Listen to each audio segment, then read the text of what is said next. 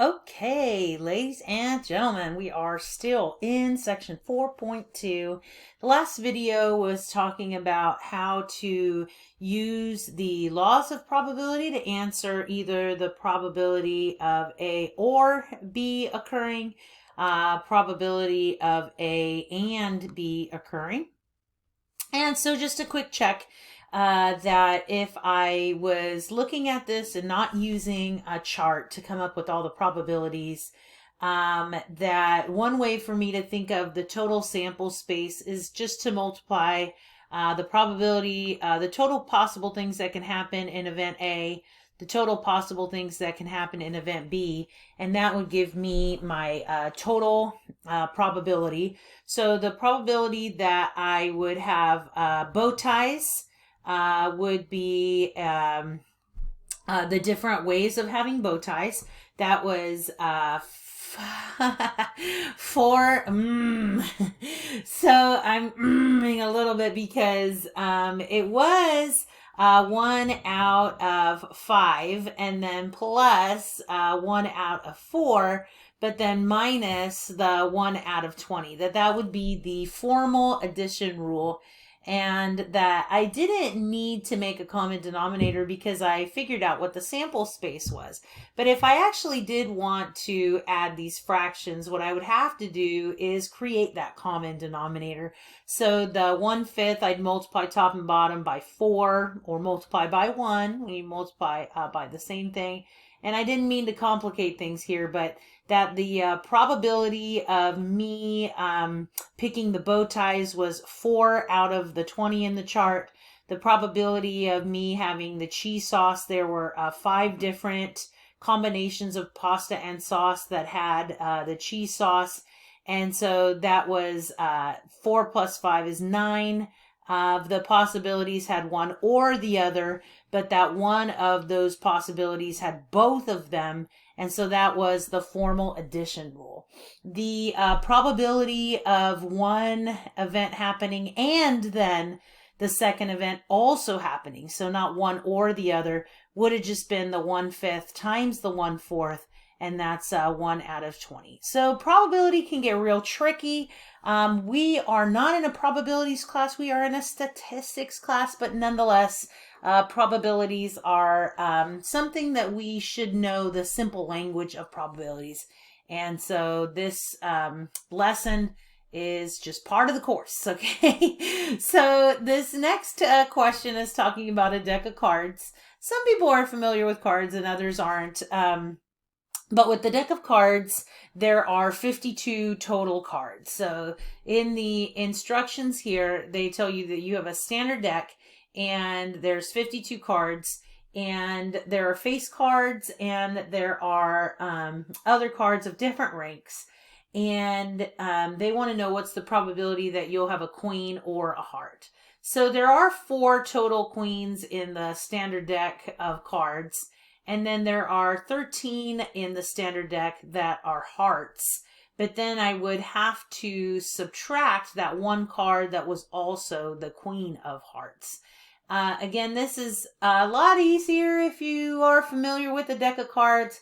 I will not put a deck of cards questions on your exam, but they come up a lot. When you look at dice, you look at cards very often.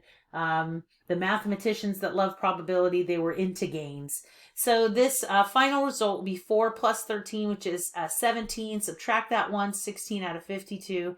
This is reducible by 4. 4 out of 13 chance that you would either get a queen or a heart. So the next example is in the case where they're asking what's the probability you'll get a queen or a 2, and there aren't any cards that are both queen and 2. So this part doesn't always happen with all or questions. It only happens whenever there is an overlap in the first 2 probabilities.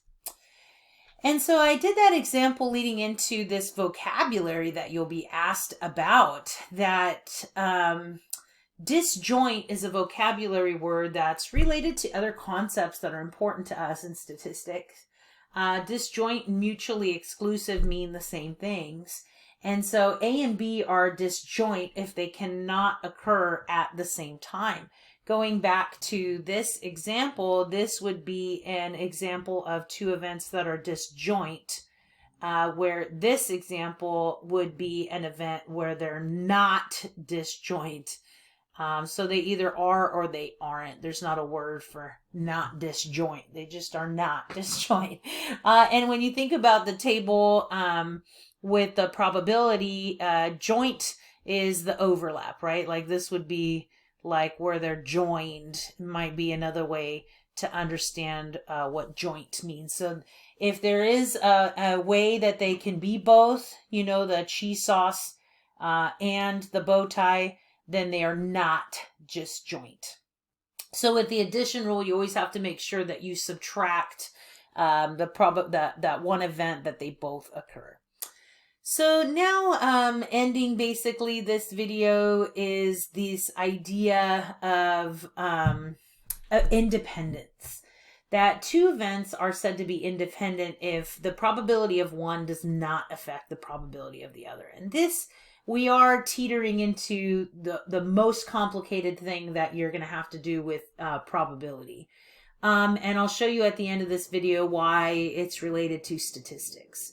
But several events are independent if the occurrence of one does not affect the occurrence of the other.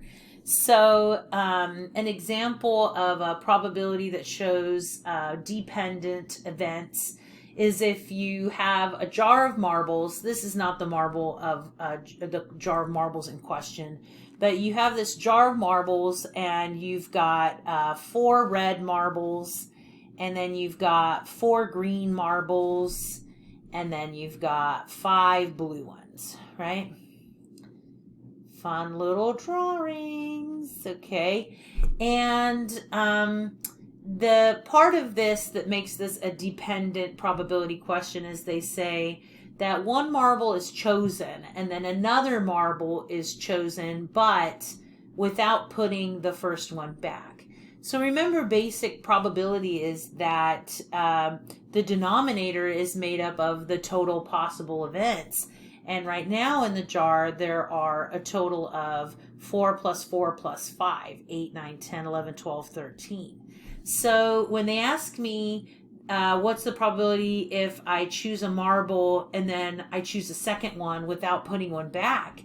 My first grab, the total will be 13 marbles, but my second grab, the total marbles will be 12. So it gets a little tricky. You would have to read the fine print when you do these probability questions, and that is typically the language, like you didn't put one back. So what's the probability that the first one will be blue? Well, there's 5 blue ones, and then the second one will be green. And so the assumption is that this event did occur, and now you have to adjust for the second one. Now, because I didn't select a green one, there are still 4 green ones left, but there are only 20, there were only 12 now instead of 13. And when you multiply fractions, you just multiply the top, you multiply the bottom. 5 times 4 is 20. And then 13 times 12, you hear me off in the distance calculating, that's 156. I should have been able to reduce this probably prior to multiplying, like this was 1/3. So I could have done 5 over 13 times 1 over 3. Do that whenever you want. And that is the reduced form of that probability. So why are we even doing this? I'm just kidding. Because of the sampling process that was in the very first day of this course, is that if you want to make a statement about the whole population, that's a very important statement, but you can't ask everyone in the population. So sampling happens, and sampling with replacement means that you have independent events. So that if I ask someone and then I choose to ask the same question, that person has the same likelihood of getting selected on the second round of questioning. Sampling without replacements would be dependent events, meaning I ask one person and then that person leaves the room and then I just talk to the people that are left in the room. And there's so many things that you can do if you can ensure that you have independent events. Because sometimes, as I was mentioning, you've got these huge populations and sampling without replacement is too difficult. They say that as long as you don't take more than 5% in your sample, you could basically treat it like they are independent events. Again, this is difficult, I'm sure, to kind of wrap your brain around at this point because you're not running a bunch of experiments, but it's what you have to do to ensure that you are using independent events when you're doing your sampling. So coming into this new word for you, complementary. Complementary events are whenever you have the probability of one thing happening plus the probability of the thing not happening. So no happening, yes happening, that those two probabilities have to add up to make one. Quick little example here, dealing with complements. The probability based off of a survey that you randomly select a household and someone in the household has a smartphone is 0.87, and that should not be surprising to you.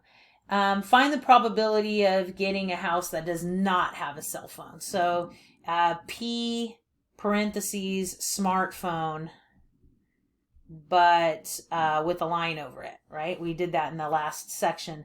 That would just be 1 minus 0.87. That's the rest of the population, so that would be 0.13. So those adding a little bit more of vocabulary, those are referred to as complementary events. When you take an event that happens, that probability plus the event, the probability that doesn't happen, those two things have to equal 1. So probability, huh? Math 134. I hope you're enjoying it, not struggling too much. Please don't forget my office hours and typing questions in the course chat. If you have them, I know probability can be tricky for some. Reach out if you need help, and good luck on your homework.